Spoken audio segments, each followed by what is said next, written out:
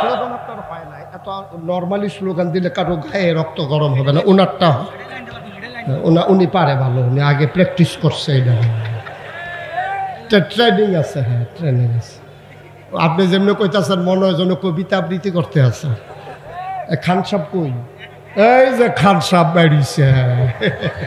খান সাহেব সবাই দাঁড়াই একটা সালাম দেন দেখি, দাঁড়াই সালাম দেন। চিনছেন তো না খান সাহেবরে? চিনেন? হ্যাঁ ওকে ফাইন, ঠিক আছে। আমি ওনার ভক্ত, যেমন তেমন না শক্ত, যেমন তেমন না শক্ত, সাংঘাতিক শক্ত ভক্ত আমি। আল্লাহ যেন হেফাজত করে, সবাই পড়ি আমিন। উনি ডাক দিয়া বলতে চাই, শোনো, যেই সব মেয়েরা পর্দা করে, খুব খেয়াল করেন, যেই সব মেয়েরা পর্দা করে, হিজাব লাগায়, নিকাব পরে, বুরকা পরে, এইসব মেয়েরা ঢাকা ইউনিভার্সিটিতে পড়ার দরকার নাই। আপনাকে সবাই একমত? সবাই একমত? মনে করেন আমাদের এই আজকের সভাপতি যিনি, হুজুরের একটা মেয়ে খুব মেধাবী, ভালো লেখাপড়ায় ভালো, ও লেখাপড়া করে, ঢাকা ইউনিভার্সিটি চান্স পেয়ে গেছে। তো হুজুরের মেয়ে পর্দা করবে, এটাই তো স্বাভাবিক। এখন হুজুরের মেয়ে বুরকা পরে কেন? এই জন্য ঢাকা ইউনিভার্সিটিতে পড়তে পারবে না। এটা কি আপনারা মানেন? আর জুড়ে কয় না মানেন? আপনারা মানেন? কেন মানেন না? যেহেতু এই বাংলাদেশটা শতকরা 92 জন লোক মুসলমান, ঢাকা ইউনিভার্সিটিতে হয়েছে মুসলমানের সম্পদ জমির উপরে, মুসলমানদের টাকা দিয়া। ওই প্রফেসর বেটা তো জানে না যে ওর বেতন কোত্থেকে নেয়। আমার রিক্সাওয়ালা যখন একটা বনরুটি খায়, পাউরুটি খায়, এটার একটা ভ্যাট 15% সরকারের ঘরে জমা হয়, ঠিক কিনা বলেন? আমার রিক্সা শ্রমিক, খেটে খাওয়া জনতা, আমাদের রক্তের টাকায় ওদের ইউনিভার্সিটির প্রফেসরদের বেতন হয়। ও জানে না কোন দেশে বলে কথা বলছে, যেই দেশে শতকরা 92 জন লোক মুসলমান, যেই দেশ মসজিদের দেশ, যেই দেশ আলেম ওলামার দেশ, যেই দেশ মাদ্রাসার দেশ, যেই দেশে হক্কানি পীর মাশায়েখেরা নেংটির বদলে লুঙ্গি পরা শিখিয়েছে, হরেরামের জায়গায় কলমা পড়তে শিখিয়েছে, শ্রীর জায়গায় মোহাম্মদ লিখতে শিখিয়েছে, টিকির বদলে টুপি পড়তে শিখিয়েছে, যেই দেশের মুসলমানেরা এশার নামাজ পড়ে দুরুদ পড়তে পড়তে ঘুমোতে যায়, আবার ফজরের আজানে যেই দেশের মানুষের ঘুম ভাঙ্গে, ওই শতকরা 92 জন লোক মুসলমানের দেশে ঢাকা রাজধানীতে শীততাপ নিয়ন্ত্রিত কক্ষে বসে পুলিশ পাহারায় ইসলামের বিরোধিতা করা সহজ। আমি বলেছি পাল্লা ভাঙ্গার জমিনে এসে বলো, পিঠের চামড়া নিয়ে ঢাকা যাওয়া যাবে না।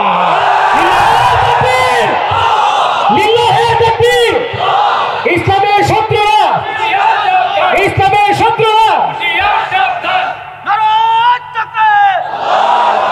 ইসলামের শত্রুরা,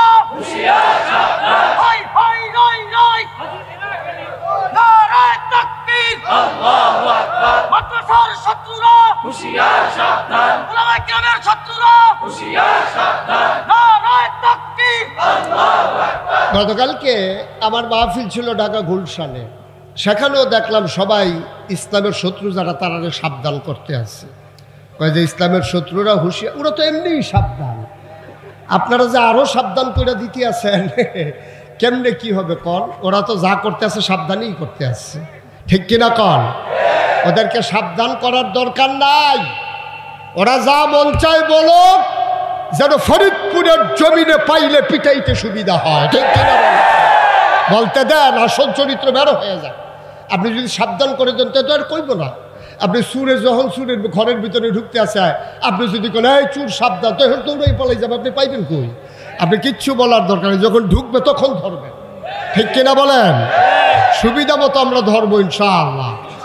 আগের দিন আর নাই, মন যা চায় তা বলবা সেই দিন নাই।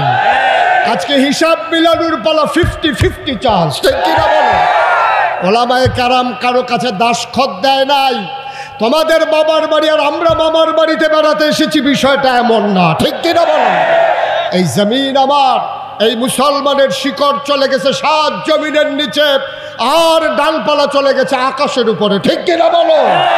ইচ্ছা করলেই আমার মুসলমানকে দাবিয়ে রাখা যাবে না, ঠিক কিনা বলো? চেষ্টা কম হয় না। এই 53 বছরে অনেক চেষ্টা হয়েছে, অনেক চেষ্টা হয়েছে, কোনোভাবেই আর ছাড় দেওয়ার সুযোগ নাই। ওই ইমাম সাহেবকে মসজিদ কমিটির সভাপতি বলবা যে হুজুর বাজারের ব্যাগটা একটু আমার ঘরে পৌঁছে দিয়ে, সেই দিন শেষ। এখন ইমামের ব্যাগ সভাপতি বাড়িতে দিয়ে আসবে, ঠিক কিনা বলো? সেই দিন শেষ। অনেক হয়েছে, কথায় কথায় ইমামের ইমামতি নাই, মোহতামের মোহতামিমগিরি নাই, আজব কারবার। চাকরি এখন আমরা দেব, ঠিক কিনা বলো? থাকলে আমাদের অধীনস্থ হয়েই থাকতে হবে, যেহেতু 92% জন লোক মুসলমান। ইমামতির জায়গায় আমাদেরকে দিতে পারো, আর সমাজের নেতৃত্ব করবা তোমরা, সেই দিন আর হবে না ইনশাআল্লাহ। নামাজের ভিতরে ইমামের কথায় যেমন তুমি বাঁকা হও, ইমামের কথায় যেমন তুমি সাজদায় যাও, সমাজেও ইমামের কথাই তোমাকে চলতে হবে, ঠিক কিনা বল? স্লোগান আপনার হয় না, এত নর্মালি স্লোগান দিলে কারো গায়ে রক্ত গরম হবে না। ওনারটা উনি পারে ভালো, উনি আগে প্র্যাকটিস করছে, এটা ট্রেনিং আছে। হ্যাঁ, ট্রেনিং আছে। আপনি যেমনি কইতাছেন মনে হয় যেন কবিতা আবৃত্তি করতে আছে। কয়টা দেখবেন কাপা কাপা হাতে রেকর্ড হয় না। ওই যে ধরে রাখছেন, নামাইতে বলছিলাম, আপনি মোবাইলের দিকে তাকাই থাকলে তো আমার ওয়াজ শুনতে পারবেন না, কারণ আপনি বারবার মোবাইলের দিকে তাকাবেন। একবার আমার দিকে তাকাইলে 50 বার তাকাইবেন মোবাইলের দিকে। তো সবসময় তো আমার মোবাইলেই দেখছেন, তো এখনো যদি মোবাইলেই চাইয়া থাকেন তাহলে আমি বাইরে হইলাম কি করতে? আমি ভিতরে থাকতাম, এটাই ভালো আছে না? সবাই পড়েন আলহামদুলিল্লাহ। আমার কথা হয়েছিল আপনাদের সাথে, ডিড হয়েছিল না, চুক্তি হয়েছিল। আমি যখন যেটা বলতে বলবো আস্তে বলবেন না, জুড়ে? 2-1 জন বলবেন না, সবাই মিলে? 2-1 বার না, বারবার। মঞ্চে যারা আছে ওনারা না বললেও চলবে, ওনারা যে বসছে যে এটাই তো বেশি, ওনারা তো শুইয়া যাওয়ার কথা। বলেন সুবহানাল্লাহ, বলেন আলহামদুলিল্লাহ, বলেন আল্লাহু আকবার। শুকরিয়া আদায় করলাম কার? করব কার? করে যাব কার? লস না লাভ? কম না বেশি? প্রমাণ আছে নাকি নাই? আমার আল্লাহ রাব্বুল আলামিন কোরআনুল কারীমে কত সুন্দর করে ওয়াজ করে দিলেন। আল্লাহ বলেন, লা ইন শাকারতুম লা আযীদান্নাকুম। দুনিয়ার মানুষ নিয়ামত পেয়ে যদি শুকরিয়া আদায় করবে, যেই নিয়ামত পেয়ে শুকরিয়া আদায় করবে, শুকরিয়া আদায়ের কারণে ওই নিয়ামত আমার আল্লাহ আরো বহুত গুণে বাড়িয়ে দেবেন। বলেন সুবহানাল্লাহ। আমার আল্লাহ যা বলেন তা করেন নাকি করেন না? কম কম না বেশি বেশি? প্রমাণ আছে নাকি নাই? কোরআনুল কারীমে 30 পারায় সূরা বুরুজের শেষ অংশে আল্লাহ কত সুন্দর করে ওয়াজ করে দিলেন। আল্লাহ বলেন, ফাআলুল লিমা ইউরিদ। আমার আল্লাহ এমন আল্লাহ, তার যা মন চায় ওই কাজটাকে আমার আল্লাহ বেশি বেশি করে দেন। বলেন সুবহানাল্লাহ। আল্লাহ দুনিয়ার মানুষের মতো না। দুনিয়ার মানুষ বলে একটা, করে আর একটা, ঠিক কিনা? সারাদিন বলল পালাই না পালাই না, 12টার পরে আর খুঁজে পাওয়া গেল না। দুনিয়ার মানুষ বলে একটা, করে আর একটা, যা বলে তা করে না, যা করে তা বলে না। আমার আল্লাহ তাবারক ওয়া তাআলা তিনি যা বলেন তিনি তাই করে দেন। তিনি কখনো ওয়াদা খেলাফ করেন না। তিনি নিজেই নিজের ব্যাপারে ওয়াজ করে দিলেন। আল্লাহ বলেন, ইন্নাকা লা তুখলিফুল মিআদ। আমার আল্লাহ এমন আল্লাহ, তিনি যা ওয়াদা করেন, ওয়াদার খেলাফ করা আমার আল্লাহর জন্যে শোভা পায় না। বলেন সুবহানাল্লাহ। এই আল্লাহ আছেন নাকি নাই? ছিলেন নাকি ছিলেন না? থাকবেন নাকি থাকবেন না? আমার এই আল্লাহ কয়জন? জোরে কন, আর জোরে, মধুর সুরে, সবাই মিলে অন প্রাণ উজাড় করে কলা ছেড়ে দিয়ে মধুর কণ্ঠে ভাঙ্গার জমিন কাঁপিয়ে দিয়ে রাতের নিস্তব্ধতা ছিন্ন ভিন্ন করে চলো আল্লাহকে সবাই মিলে একটা ডাক দেয়, আল্লাহ। ও প্রাণের আল্লাহ, তুমি লাম ইয়ালিদ ওয়ালাম ইউলাদ ওয়ালাম ইয়াকুল লাহু কুফুয়ান আহাদ। তিনি কারো থেকে জন্ম নেন নাই, তিনি কাউকে জন্ম দেন নাই। অবন্ধু, দুনিয়ায় পীরের মতো পীর হয়, নেতার মতো নেতা হয়, মন্ত্রীর মতো মন্ত্রী হয়। আমার আল্লাহর কি মতো হয়? আমার আল্লাহর কি নমুনা হয়? আমার আল্লাহর কি ডুপ্লিকেট হয়? আমার আল্লাহর কি মডেল হয়? আমার এই আল্লাহ কয়জন? জোরে কন, আর জোরে, মধুর সুরে, সবাই মিলে মন প্রাণ উজাড় করে দিয়ে চলো সবাই মিলে জানিয়ে দেই, লা ইলাহা ইল্লাল্লাহ, লা ইলাহা, জোরে জোরে লা ইলাহা, আর জোরে লা ইলাহা, মধুর সুরে লা ইলাহা, মাশাআল্লাহ লা ইলাহা। আসমান জমিন গায়রুল্লাহ, পাহাড় পর্বত গায়রুল্লাহ। আসমান জমিন গায়রুল্লাহ, পাহাড় পর্বত গায়রুল্লাহ। শুধু তুমি মাবুদ এক আল্লাহ, লা ইলাহা লা ইলাহা, জোরে জোরে লা ইলাহা।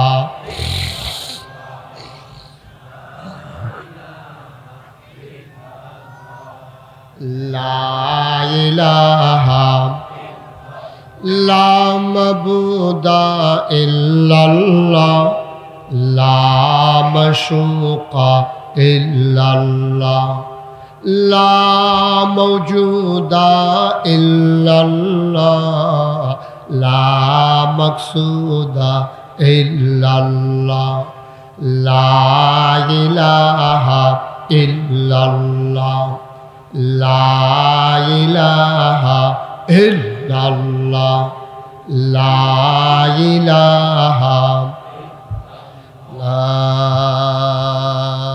ইলাহা ইল্লাল্লাহ মুহাম্মাদুর রাসূলুল্লাহ সাল্লাল্লাহু আলাইহি ওয়াসাল্লাম। সবাই পড়েন আলহামদুলিল্লাহ।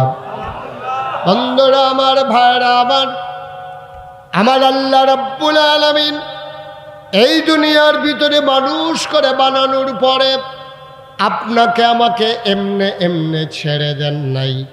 কোন পথে গেলে জান্নাত, কোন পথে গেলে জাহান্নাম, কোন পথে গেলে লাভ আর কোন পথে গেলে লোকসান, কোন পথে ভালো, কোন পথে মন্দ, কোন পথে কল্যাণ, কোন পথে অকল্যাণ, কোন পথে শিরক বিদআত, কোন পথে তাওহীদ রিসালাত, কোন পথে কুফর আর কোন পথে ইসলাম জানানোর জন্যে যুগে যুগে মানুষদের মাঝ থেকে যাচাই করে, বাছাই করে, করুণা করে, দয়া করে, মায়া করে একদল উত্তম চরিত্রের মানুষ, যাদের জীবনে গুনাহ নাই, গুনাহ হওয়ার সম্ভাবনাও নাই, এমন একদল মানুষকে আমার আল্লাহ আমাদের জন্য নবী এবং রাসূল করে পাঠাইছেন।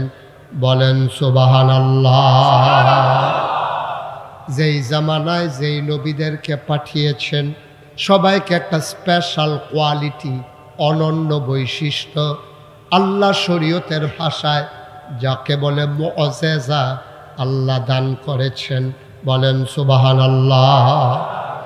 এমন কোনো নবী নাই যেই নবীদেরকে আল্লাহ স্পেশাল কোয়ালিটি, অনন্য বৈশিষ্ট্য দান করেন নাই। সব নবীদেরকে আল্লাহ একটা না একটা আলাদা গুণ দিয়েছেন। যেমন আদম, যিনি আমাদের আদি পিতা, ওনার দুইটা উপাধি, একটা হচ্ছে তিনি আবুল বাশার, আর একটা হচ্ছে তিনি আদামু সাফিউল্লাহ, নূহ আদমের সানি। কেন ওনাকে আদমের সানি বলা হলো? আদম আলাইহিস সালামের পরে নূহ নবীর জামানায় একটা মহাপ্লাবন হয়েছে, বন্যায় সব কিছু তলিয়ে গেছে, একটা ইঞ্চি জায়গা শুকনা ছিল না। নূহ নবীর নৌকায় যারা, কিস্তিতে যারা জায়গা পেয়েছিল ওরাই শুধু ছিল। বন্যার পানি যখন নেমে গেল, আবার নতুন করে পৃথিবী আবাদ হলো।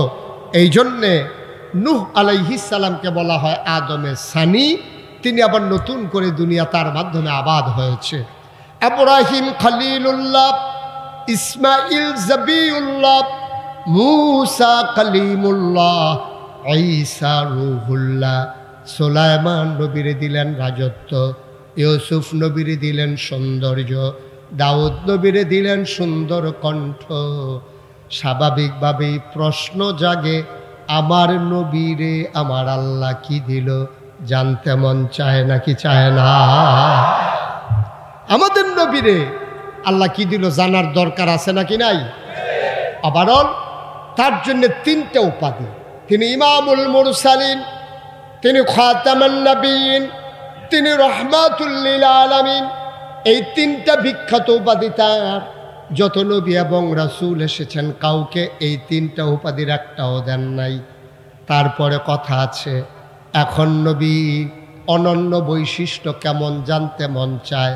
সাহাবিন, তাবিন, তাবে তাবিন, উম্মাহাতুল মুমিনিন, আইম্মে মুজতাহিদিন, আইম্মে শরীয়ত, আইম্মে তরিকত, সালফি সালিহিন, উলামায়ে মুতাকাদ্দিমিন মুতাআখিরিন, মুফাসসিরিন কেরাম, মুফতিয়ানে আযম, সবাই মিলে একমত হয়ে গেল নবীর সম্পর্কে জানতে চাও শুনে যাও।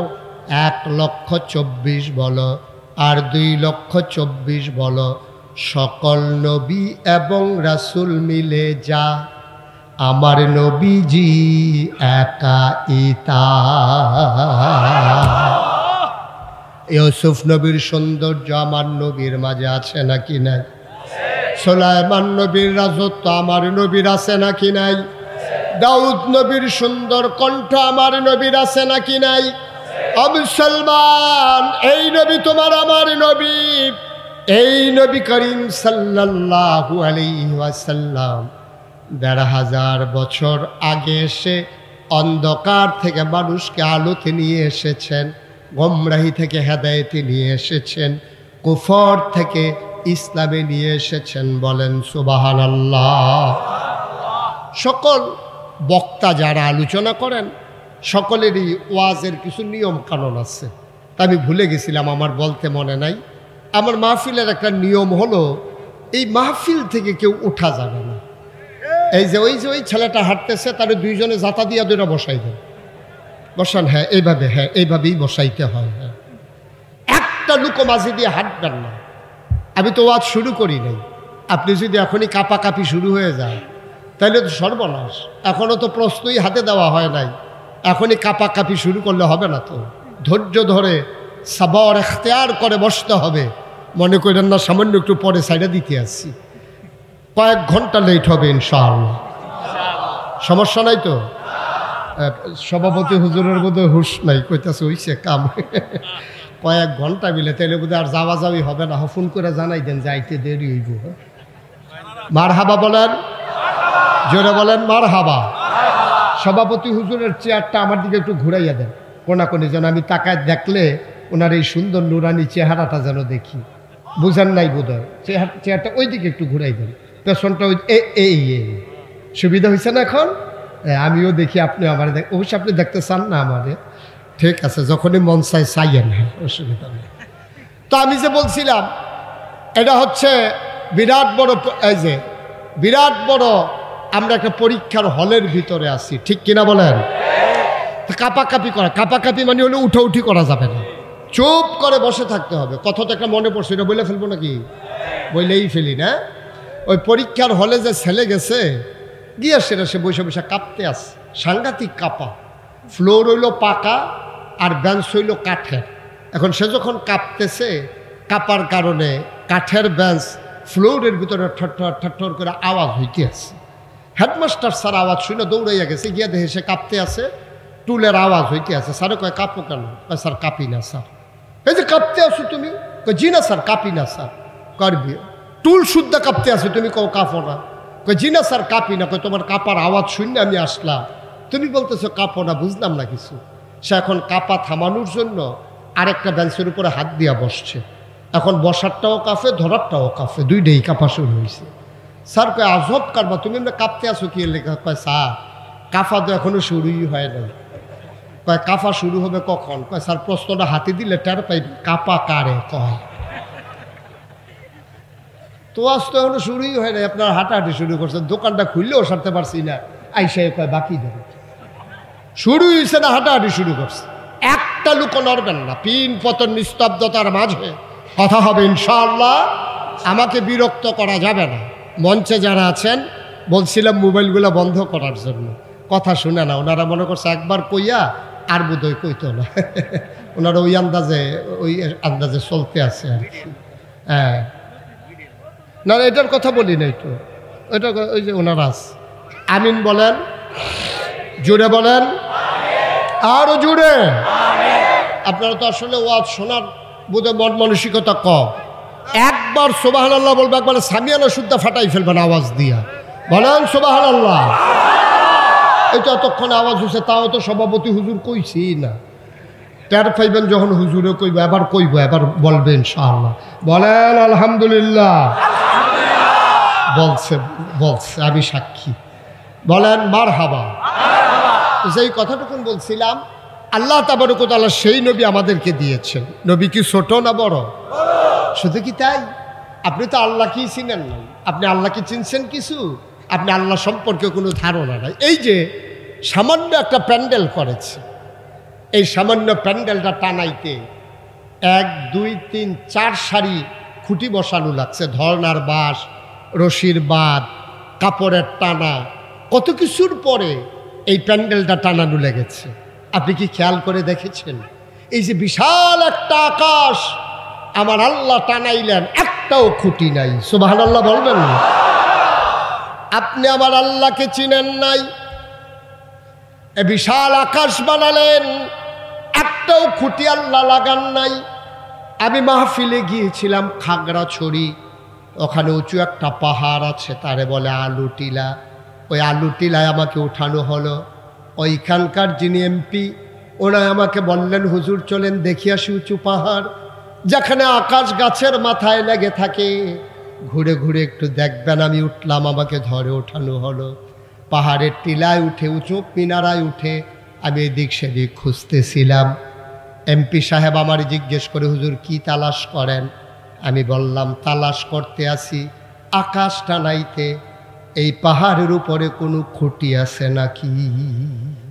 এত উঁচু পাহাড়, এখানে কোনো খুঁটি টুটি আছে নাকি? এটা একটু দেখার জন্য খুঁজতেছি। উনি আমার দিকে হাসি দিয়া কয় যে, হুজুর আমি কয়েকবার উঠছি, কয়েকবার দেখছি, নাই, এখানে কোনো খুঁটি টুটি নাই। আমি সিলেটে গেলাম, হাদারপাড়, গোয়ানঘাট, খাসিয়াপল্লী, ওখানেও উঁচু পাহাড়, ওখানেও কোনো খুঁটি নাই। তাহলে আকাশ বানালেন খুঁটি ছাড়া, জমিন বানালেন সমতল করে, পৃথিবী যেন হঠাৎ করে নড়ে চড়ে না উঠে। জায়গায় জায়গায় আল্লাহ পেরেক বসাই দিলেন। তুমি যদি বলো পেরেক কই, আমি বলবো মাটির নিচে। তুমি যদি বলো পেরেকের মাথা কই, আমি বলবো খাগড়াছড়ি, বান্দরবন, রাঙ্গামাটি, ময়নামতি, ক্যান্টনমেন্ট, সিলেটের গারো পাহাড়, সব খুঁজে খুঁজে দেখো। তোমরা যাকে বলো পাহাড়, আল্লাহর কোরআন তাকেই বলে ওই পেরেকের মাথা। বলো সুবহানাল্লাহ। তাহলে কি দাঁড়ালো? আকাশ বানালো খুঁটি ছাড়া, জমিন বানালো সমতল করে, পাহাড় বানালো পেরেকের মাথা করে। শুধু কি তাই? কলো কলো বেগে বয়ে যাওয়া নদী, নদীর ভিতরে পানি, পানির ভিতরে মাছ, নদীর কিনারে গাছ, গাছের ভিতরে ফুল, ফুলের পরে ফল, নারিকেল গাছের মাথায় ডাব, ডাবের ভিতরে শরবত, আখের ভিতরে রস। সুবহানাল্লাহ কয় না? সব যিনি তোমার আমার জন্য বানাইলেন তিনি আমার আল্লাহ। বলো সুবহানাল্লাহ। আল্লাহু লা ইলাহা ইল্লাহু, আমার আল্লাহ এমন আল্লাহ যার মতো নাই, যার লয় নাই, যার ক্ষয় নাই, যার শুরু নাই, যার শেষ নাই, যার আদি নাই, যার অন্ত নাই, যার দিগন্ত নাই, যার ডেস্ট্রয় নাই। তিনি ছিলেন, তিনি আছেন, তিনি থাকবেন। বলো সুবহানাল্লাহ। মুসলমান, রাত জেগে মাহফিল শুনেছ, সকালবেলা চায়ের স্টলে বসে বসে তোমার ঝিমুনি চলে আসে, তুমি আল্লাহকে চিনো নাই। আল্লাহু লা ইলাহা ইল্লাহু হুয়াল হাইয়ুল কাইয়্যুম লা তা'খুযুহু সিনাতুন ওয়ালা নাওম। ঘুম তো দূরের কথা, আমার আল্লাহ ঘুমের আগে ঝিমুনি আমার আল্লাহকে ছুঁইতেও পারে না। বলো সুবহানাল্লাহ। এই আল্লাহ তোমার আমার আল্লাহ। ও বন্ধু, ১৫০০ বছর আগে যখন নবী পাঠালেন, নবী এসে দ্বীনের দাওয়াত দিলেন, ৪০ বছর বয়সে নবীর নবুয়ত প্রকাশ পেল। তিনি সবাইকে ডাকলেন, কুলু লা ইলাহা ইল্লাল্লাহ, তোমরা সবাই পড়ো লা ইলাহা ইল্লাল্লাহ। মানুষগুলো হয়ে গেল দুই ভাগ, একদল আল্লাহওয়ালা, আরেক দল শয়তানওয়ালা, একদল জান্নাতি, আরেক দল জাহান্নামী, একদল ফেরেশতার চাইতে উত্তম, আরেক দল জানোয়ারের চাইতে খারাপ। ঠিক কিনা? কয় ভাগ? কথা কয় না, কয় ভাগ? মানুষগুলো হয়ে গেল দুই ভাগ। একদল আল্লাহওয়ালা, ওরা কারা?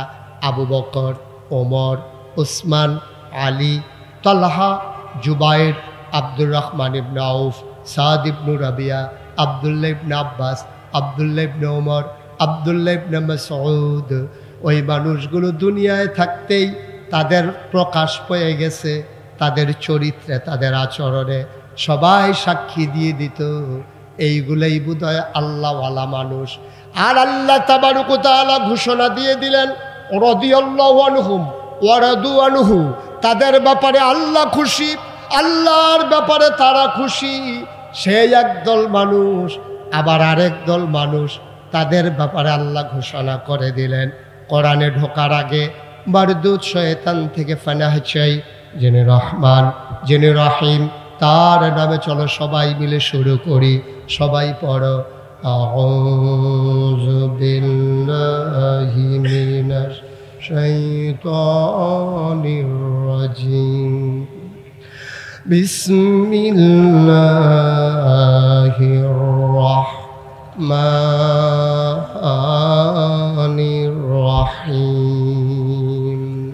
ওয়ালাহুম কুলুবুল লা ইয়াফকাহুনা বিহা ওয়ালাহুম আয়ুনুল লা ইউবসিরুনা বিহা ওয়ালাহুম আযানুল লা ইয়াসমাউনা বিহা উলাইকা কাল আনআম বাল হুম আদাল। আল্লাহ কয়, ও ফরিদপুরের মানুষ, ও ভাঙ্গার মানুষ, ও বসা মানুষ, ও দাঁড়ানো মানুষ, ও পুরুষেরা, ও মহিলারা, ও যুবকেরা, ও বৃদ্ধ বাবারা, আলেম ওলামারা, সাধারণ মানুষ যারা, মন দিয়ে শুনো। আল্লাহ কয়, দুনিয়ার ভিতরে একদল মানুষ আছে, ওয়ালাহুম কুলুবুল লা ইয়াফকাহুনা বিহা, তাদের মন আছে, তারা বুঝে না।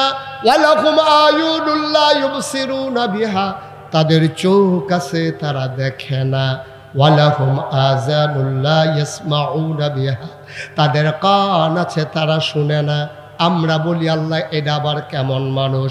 মন আছে, বোঝে না, চোখ আছে, দেখে না, কান আছে, শুনে না, এটা আবার কেমন মানুষ? আমি বলি, আল্লাহ বলেন আমি কি বলছি নাকি এটা মানুষ? উলাইকা কাল আনাম, ওরা হলো চতুষ্পদ জানোয়ারের মতো। আমরা বলি আল্লাহ সে কি জানোয়ার? আল্লাহ কয় না, জানোয়ারেরও কিছু বুঝ আছে। বালহুম আদাল, এটা জানোয়ারের চাইতে আরো নিকৃষ্ট, ঠিক কিনা? বাংলাদেশে এমন মানুষ আছে নাকি না? মন থাকার পরে বুঝে না, চোখ থাকার পরে দেখে না, কান থাকার পরে শুনে না, এইরকম মানুষ বাংলাদেশে আছে নাকি নাই? ঢাকা রাজধানীতে, ঢাকা ইউনিভার্সিটিতে গত কয়েক বছর আগে একটা সেমিনার হলো, সিম্পোজিয়াম হলো, কোনো একটা কনফারেন্স হলো, শত শত মানুষের সামনে। ঢাকা ইউনিভার্সিটির এক প্রফেসর, এটা কিন্তু চারটিখানি কথা না, ঢাকা ইউনিভার্সিটিতে ছাত্র হিসাবে চান্স পাওয়া এটি তো বিরাট বড় ব্যাপার। আর উনি ওখানকার প্রফেসর, উনি শত মানুষের সামনে কি বলছে জানেন? উনি ডাক দিয়া বলতেছে, এই শোনো, যেই সব মেয়েরা পর্দা করে, খুব খেয়াল করেন, যেই সব মেয়েরা পর্দা করে, হিজাব লাগায়, নিকাব পরে, বুরকা পরে, এইসব মেয়েরা ঢাকা ইউনিভার্সিটিতে পড়ার দরকার নাই। আপনাকে সবাই একমত? সবাই একমত? মনে করেন আমাদের এই আজকের সভাপতি যিনি, হুজুরের একটা মেয়ে খুব মেধাবী, ভালো লেখাপড়ায় ভালো, ও লেখাপড়া করে, ঢাকা ইউনিভার্সিটি চান্স পেয়ে গেছে। তো হুজুরের মেয়ে পর্দা করবে, এটি তো স্বাভাবিক। এখন হুজুরের মেয়ে বুরকা পরে কেন? এই জন্য ঢাকা ইউনিভার্সিটিতে পড়তে পারবে না। এটাকে আপনারা মানেন? আর জুড়ে কয় না মানেন? আপনারা মানেন? কেন মানেন না? যেহেতু এই বাংলাদেশটা শতকরা 92 জন লোক মুসলমান, ঢাকা ইউনিভার্সিটিতে হয়েছে মুসলমানের সম্পদ জমির উপরে, মুসলমানদের টাকা দিয়া। ওই প্রফেসর বেটা তো জানে না যে ওর বেতন কোত্থেকে নেয়। আমার রিক্সাওয়ালা যখন একটা বনরুটি খায়, পাউরুটি খায়, এটার একটা ভ্যাট 15% সরকারের ঘরে জমা হয়, ঠিক কিনা বলেন? আমার রিক্সা শ্রমিক, খেটে খাওয়া জনতা, আমাদের রক্তের টাকায় ওদের ইউনিভার্সিটির প্রফেসরদের বেতন হয়। ও জানে না কোন দেশে বলে কথা বলছে, যেই দেশে শতকরা 92 জন লোক মুসলমান, যেই দেশ মসজিদের দেশ, যেই দেশ আলেম ওলামার দেশ, যেই দেশ মাদ্রাসার দেশ, যেই দেশে হক্কানি পীর মাশায়েখেরা নেংটির বদলে লুঙ্গি পরা শিখিয়েছে, হরেরামের জায়গায় কলমা পড়তে শিখিয়েছে, শ্রীর জায়গায় মোহাম্মদ লিখতে শিখিয়েছে, টিকির বদলে টুপি পড়তে শিখিয়েছে, যেই দেশের মুসলমানেরা আশার নামাজ পড়ে দুরুদ পড়তে পড়তে ঘুমোতে যায়, আবার ফজরের আজানে যেই দেশের মানুষের ঘুম ভাঙ্গে, ওই শতকরা 92 জন লোক মুসলমানের দেশে ঢাকা রাজধানীতে শীততাপ নিয়ন্ত্রিত কক্ষে বসে পুলিশ পাহারায় ইসলামের বিরোধিতা করা সহজ। আমি বলেছি, পাল্লে ভাঙ্গার জমিনে এসে বলো, পিঠের চামড়া নিয়ে ঢাকা যাওয়া যাবে না।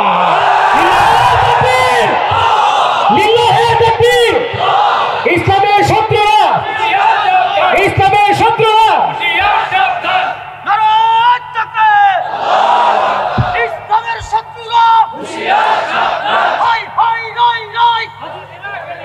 নারায়ে তাকবীর, আল্লাহু আকবার, মাদ্রাসার শত্রুরা, হুঁশিয়ার সাবধান, উলামায়ে কেরামের শত্রুরা, হুঁশিয়ার সাবধান, নারায়ে তাকবীর, আল্লাহু আকবার। গতকালকে আমার মাহফিল ছিল ঢাকা গুলশানে, সেখানেও দেখলাম সবাই ইসলামের শত্রু যারা তারা সাবধান করতে আছে। কয় যে ইসলামের শত্রুরা হুঁশিয়ার, ওরা তো এমনিই সাবধান, আপনারা যে আরও সাবধান করে দিতে আছেন, কেমনে কি হবে কন? ওরা তো যা করতে আছে সাবধানই করতে আসছে, ঠিক কিনা কন? ওদেরকে সাবধান করার দরকার নাই, ওরা যা মন চায় বলো, যেন ফরিদপুরের জমিনে পাইলে পিটাইতে সুবিধা হয়, ঠিক কিনা বলতে দেন, আসল চরিত্র বেরো হয়ে যায়। আপনি যদি সাবধান করে দেন তো আর কইব না। আপনি সুরে যখন সুরের ঘরের ভিতরে ঢুকতে আসে, আপনি যদি কোন এই চুর সাবধান, তখন দৌড়াই পালাই যাবে, আপনি পাইবেন কই? আপনি কিচ্ছু বলার দরকার নেই, যখন ঢুকবে তখন ধরবেন, ঠিক কিনা বলেন? সুবিধা মতো আমরা ধরবো ইনশাআল্লাহ। আগের দিন আর নাই, মন যা চায় তা বলবা সেই দিন নাই। আজকে হিসাব মিলানোর পালা, 50-50 চান্স, ঠিক কিনা বলেন? ওলামায়ে কেরাম কারো কাছে দাসখত দেয় নাই, তোমাদের বাবার বাড়ি আর আমরা মামার বাড়িতে বেড়াতে এসেছি, বিষয়টা এমন না, ঠিক কিনা বলো? এই জমিন আমার, এই মুসলমানের শিকড় চলে গেছে 7 জমিনের নিচে, আর ডালপালা চলে গেছে আকাশের উপরে, ঠিক কিনা বলো? ইচ্ছা করলেই আমার মুসলমানকে দাবিয়ে রাখা যাবে না, ঠিক কিনা বলো? চেষ্টা কম হয় না, এই 53 বছরে অনেক চেষ্টা হয়েছে, অনেক চেষ্টা হয়েছে, কোনোভাবেই আর ছাড় দেওয়ার সুযোগ নাই। ওই ইমাম সাহেবকে মসজিদ কমিটির সভাপতি বলবা যে হুজুর বাজারের ব্যাগটা একটু আমার ঘরে পৌঁছে দিয়ে, সেই দিন শেষ। এখন ইমামের ব্যাগ সভাপতি বাড়িতে দিয়ে আসবে, ঠিক কিনা বলো? সেই দিন শেষ। অনেক হয়েছে, কথায় কথায় ইমামের ইমামতি নাই, মোহতামের মোহতামিমগিরি নাই, আজব কারবার। চাকরি এখন আমরা দেব, ঠিক কিনা বলো? থাকলে আমাদের অধীনস্থ হয়েই থাকতে হবে, যেহেতু 92% জন লোক মুসলমান। ইমামতির জায়গায় আমাদেরকে দিতে পারো, আর সমাজের নেতৃত্ব করবা তোমরা, সেই দিন আর হবে না ইনশাআল্লাহ। নামাজের ভিতরে ইমামের কথায় যেমন তুমি বাঁকা হও, ইমামের কথায় যেমন তুমি সাজদায় যাও, সমাজেও ইমামের কথাই তোমাকে চলতে হবে, ঠিক কিনা বলো? স্লোগান আপনার হয় না, এত নর্মালি স্লোগান দিলে কারো গায়ে রক্ত গরম হবে না, ওনারটা উনি পারে ভালো, উনি আগে প্র্যাকটিস করছে, এটা ট্রেনিং আছে। হ্যাঁ, ট্রেনিং আছে। আপনি যেমনি কইতেছেন মনে হয় যেন কবিতা আবৃত্তি করতে আছে। খান সাহেব কই? এই যে খান সাহেব বেরিয়েছে। খান সাহেব সবাই দাঁড়াই একটা সালাম দেন দেখি, দাঁড়াই সালাম দেন। চিনছেন তো না? খান সাহেবরে চিনেন? হ্যাঁ, ওকে ফাইন, ঠিক আছে। আমি ওনার ভক্ত, যেমন তেমন না শক্ত, যেমন তেমন না শক্ত, সাংঘাতিক শক্ত ভক্ত আমি। আল্লাহ যেন হেফাজত করে, সবাই পড়ে আমিন। কষ্ট হচ্ছে আপনাদের? খুব মনোযোগের সাথে শুনতে হবে। যেই উঠবে তাকে ধরে বসিয়ে দেবেন, যা করবার পরে করবো ইনশাআল্লাহ। আমিন কর। আহা, কত হইল? জুড়ে বলবেন, আরো জুড়ে। এই যে বলেন মারহাবা। তাহলে আমরা আল্লাহকে চিনলাম, চিনতে পারছেন ইনশাআল্লাহ? তাহলে বিধান মানবো কার? কথা বলেন, বিধান মানবো কার? আর তরিকা মানবো নবীজির। তরিকা মানবো কার? বিধান মানবো আল্লাহর, তরিকা মানবো নবীজির, সেই আল্লাহ। তাহলে আল্লাহ তাবারক ওয়া তাআলা জানিয়ে দিলেন কি, উলাইকা কাল আনাম, ওরা চতুষ্পদ জানোয়ারের মতো।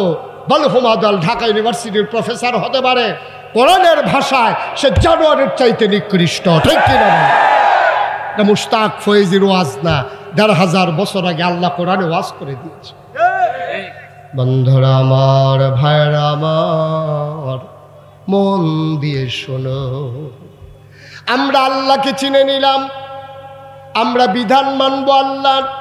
তিনি আমাদের রহমান, তিনি আমাদের রহিম, তিনি সত্তার, তিনি গফফার, তিনি আইয়ুব, তিনি ওয়াদুদ, তিনি প্রেমময়, তিনি আমার রব, তিনি আমার সব। আল্লাহর বিধানের বাইরে যাওয়ার কোনো সুযোগ নাই। ওনাকে বসাই দেন, এই যে ওনাকে বসান। উনি উঠে গেল কেমনে? সবার সামনে দিয়া। কি আর 1 নাম্বার? ধৈর্য তাহলে 2 নম্বর করে দেন।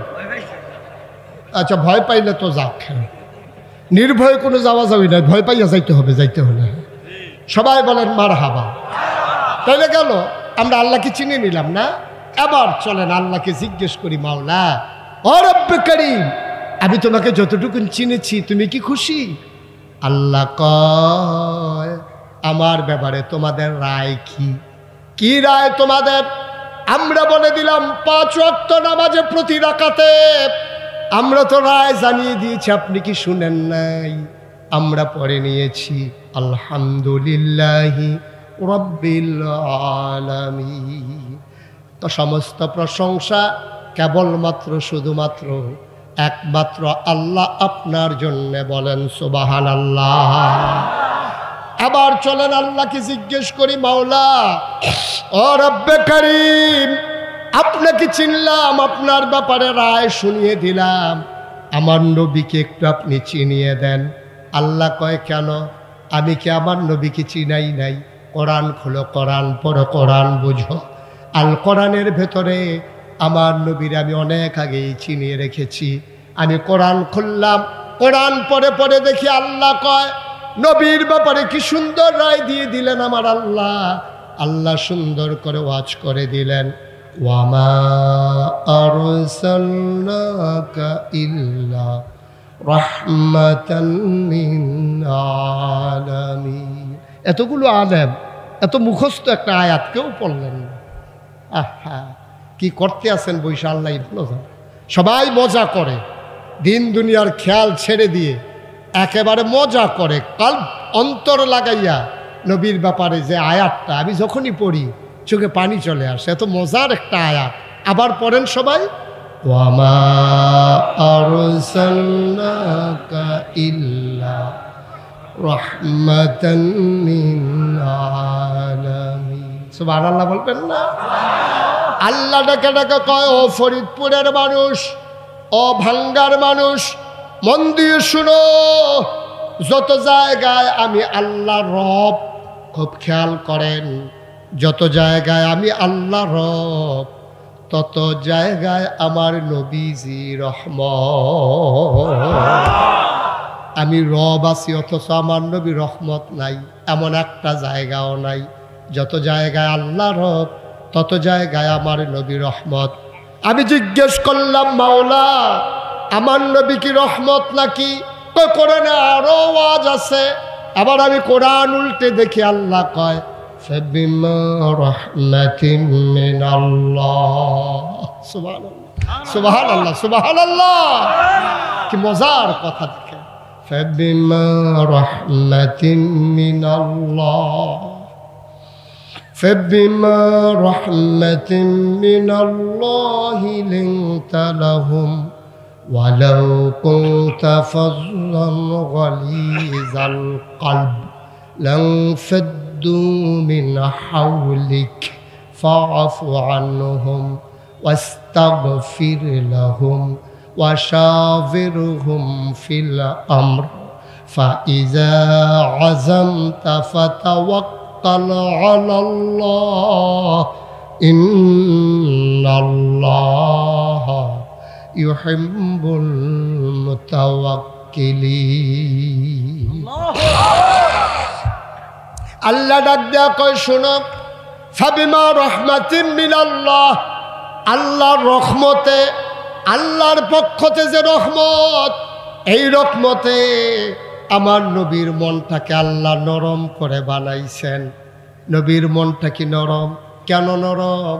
আল্লাহ কয়, আলাউ কুনতা ফাযযান গালিযাল কলব, আপনি যদি শক্ত মনের হইতেন, লানফাদ্দু মিন হাওলিক, আপনি দেখতেন আপনার চতুর্পার্শ্বে মৌমাছির মতো যারা গুনগুন করে, একটা নজর দেখার জন্য যে মানুষগুলো আপনার ঘরের দরজায় এসে দাঁড়িয়ে থাকে, যে মানুষগুলো রাতভর আপনাকে ফেলে চলে যেতে চায় না, ও নবী আপনি কি ভুলে গেছেন? আল্লাহ যখন বলেছিলেন আপনি তৈরি থেকেন চলে যাওয়া লাগবে বোধহয় মক্কা ছেড়ে, আপনি বোধহয় মক্কায় থাকতে পারবেন না। নবীজি কথাটা জানালেন আবু বকর সিদ্দিককে, ও আবু বকর, ইশারা এসেছে যে কোনোদিন হুকুম আসবে আমি নাকি মক্কা ছেড়ে চলে যাওয়া লাগবে। আবু বকর ডাক দেয়া কয়, চিন্তা করবেন না, আপনার এই উম্মত আপনার জন্য সদা প্রস্তুত। আবু বকর বাড়িতে গেলেন, 2টা উট কিনলেন, একজন ইহুদির বাড়িতে দিলেন, ইহুদি সুন্দর করে লালন পালন করলো। ঠিক ঠিক ঠিক ঠিক রাতের বেলা একদিন আল্লাহর ফেরেশতা জিবরাইল আল্লাহর নবীকে সে সালাম দিয়ে দিলেন, আসসালাতু ওয়াসসালামু আলাইকা ইয়া রাসূলুল্লাহ, আসসালাতু ওয়াসসালামু আলাইকা ইয়া হাবিবাল্লাহ, আসসালাতু ওয়াসসালামু আলাইকা ইয়া শাফিয়াল মুজনুবিন, আসসালাতু ওয়াসসালামু আলাইকা ইয়া রাহমাতান লিল আলামিন। নবী গো, তাড়াতাড়ি উঠেন, আর মক্কায় থাকা যাবে না। কত মর্মান্তিক, কত হৃদয় বিদারক। নবীর জন্ম মক্কায়, নবীর শৈশব মক্কায়, নবীর কৈশোর মক্কায়, নবীর তারুণ্য মক্কায়, নবীর যৌবন মক্কায়, নবী বিয়ে করলেন মক্কায়, নিজের বাড়ি মক্কায়, শ্বশুর বাড়ি মক্কায়, মেয়ে বিয়ে দিলেন মক্কায়, লেনদেন করলেন মক্কায়, ব্যবসা করলেন মক্কায়, মানুষকে সাহায্য করলেন মক্কায়, তিনি থাকতে পারলেন না মক্কায়। জিবরাইল এসে কই উঠেন, তাড়াতাড়ি রওনা করেন, কাফেররা আপনাকে মেরে ফেলবে। দারুন নাদওয়ায় সিদ্ধান্ত হয়েছে। আল্লাহর নবী উঠলেন, হযরত আবু বকর সিদ্দিকের বাড়ির সামনে গিয়ে দাঁড়ালেন। আবু বকর সিদ্দিকের দরজায় আস্তে করে একটা টোকা মেরে বললেন, আবু বকর। আবু বকর সাথে সাথে দরজা খুলে দিলেন। লাব্বাইক ইয়া রাসূলুল্লাহ। নবী জড়াইয়া ধরলেন। শেষ রাত, সব ঘুমায়, পাখিগুলো ঘুমিয়ে পড়েছে আপন নিরে, গরুগুলো গোয়াল ঘরে ঘুমায়, শিশুরা মায়ের বুকে বুক রেখে ঘুমায়, প্রিয়তম স্বামী প্রিয়তমা স্ত্রীকে নিয়ে ঘুমিয়ে পড়েছে। ও আবু বকর, একটা মাত্র ডাক দিলাম, কেমনে টের পাইলা? আবু বকর ডাক দেয়া কই, ইয়া রাসূলুল্লাহ, আপনি যে বলেছেন তৈরি থেকো, সেই দিনের পর থেকে আমি আবু বকরের পিঠ আর একটা রাতের জন্য বিছানায় লাগে না।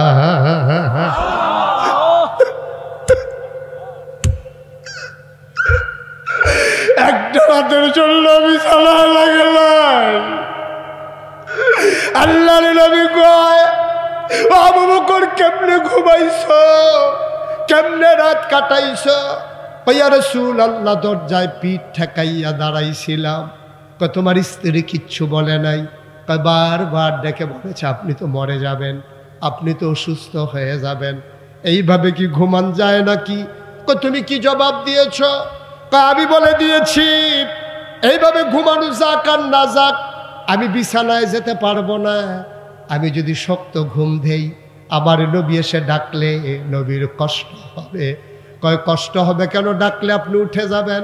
আবু বকর তার বিবির সাথে কয়, একবারের বেশি দুইবার ডাক দিলে আমি আবু বকরের কলিজায় মানবে না। কথা, আপনি তো অসুস্থ হয়ে যাবেন। কয়, আমি অসুস্থ হয়ে গেলে সমস্যা নাই, কিন্তু আমার নবীর একটা ডাকের বেশি দুইটা ডাক আমার বরদাস্ত হবে না। লানফাদ্দু মিন হাওলিক, আপনার লব্ধ নামটা ওই যদি হৃদয়টা, ওয়ালাউ কুনতা ফাজ্জান গালিজাল কলব, আপনার মনটা যদি শক্ত হইতো, সব আপনার চতুর্পাশ থেকে দূরে সরে যেত। ওরা যে যায় না, কারণ হচ্ছে ফাবিমা রাহমাতিন মিনাল্লাহ লিনতা লাহুম, আপনার মনটা সবার জন্য নরম, কেউ আপনাকে ছেড়ে যেতে চায় না। আপনার কি হিজরতের রাতের কথা মনে নাই? কত বড় দার্শনিক, কত বড় বীর যোদ্ধা আমার নবী। যাবেন মদিনায়, হাঁটা ধরেছেন উল্টা পথে। কিছু দূর যাওয়ার পরে সূর্য পূর্ব আকাশে হেসে উঠেছে, ফকফকা আলো ছড়িয়ে পড়তেছে। আবু বকর কই, ইয়া রাসূলুল্লাহ, আমরা তো ধরা পড়ে যাব, এখানে মানুষজন আসবে, রাখালেরা আসবে, ধুধু মরুভূমির মাঝে আমরা ধরা পড়ে যাব। নবী বললেন, চলো কোনো গুহায় লুকাই। একটা গুহার সামনে গিয়ে দাঁড়ালেন। গুহার নাম সাউর গুহা। গুহার সামনে দাঁড়াইলেন। আল্লাহর নবী ঢুকতে চাইলেন। আবু বকর কয়, গুস্তাখি মাফ কর দিজিয়ে, বেয়াদবি মাফ করবেন, আপনি গুহায় ঢুকবেন না। আপনি গুহায় ঢুকবেন না? কয়, কেন ঢুকবো না? কয়, গুহার ভিতরে সাপ থাকতে পারে, বিচ্ছু থাকতে পারে, আপনি ঢুকলে যদি আপনারে সাপ কামড় দেয়, আমি আগে ঢুকবো, আমি দেখবো কিছু আছে নাকি। আল্লাহর নবী চোখের পানি ছেড়ে দিলেন। আবু বকর রে, তুই ঢুক, আমি ঢুকলে কামড়াবে, তুই ঢুকলে কামড়াবে না। আমি ঢুকলে কামড়াবে, তুই ঢুকলে কামড়াবে না। আবু বকর কয়, তো আমারে কামড়াইলে কি সমস্যা? আমারে কামড়াইলে সমস্যাটা কি? কয়, বিষাক্ত সাপ কামড় দিলে তো তুই মরে যাবি। আবু বকর চিৎকার করে কয়, 1000 আবু বকর যদি মরে যায়, ইসলামের কিচ্ছু হবে না, কিন্তু আমার নবীর যদি কিছু হয়ে যায়, দুনিয়াতে ইসলাম থাকবে না।